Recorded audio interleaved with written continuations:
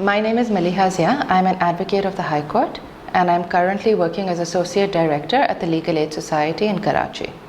For women to be able to speak about sexual harassment and rape is a big taboo in our society.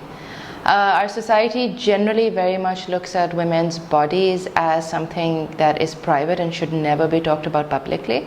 And anything associated with women's body is associated with shame. In Pakistan, it's become such a norm to be harassed in some way or another that we talk about coping techniques as opposed to eliminating techniques. Technically, legally, we have the laws for it. We have a section 375 of the Pakistan Penal Code, which has an entire section on rape. It is quite holistic. It talks about a woman without her consent, against her will, and if she is below the age of 16, then it doesn't matter whether she has or has not consented.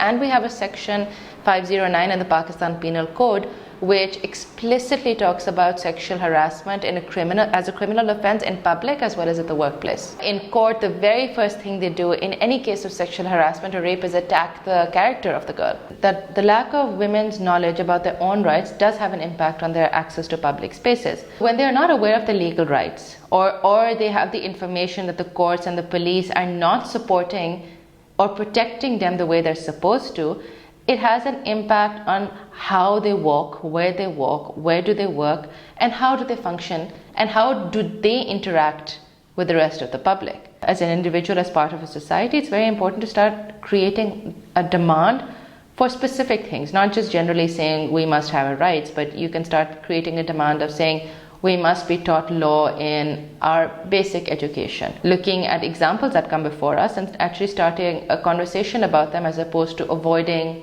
a controversial topic, which makes people uncomfortable. I think it's okay to make people uncomfortable at this point.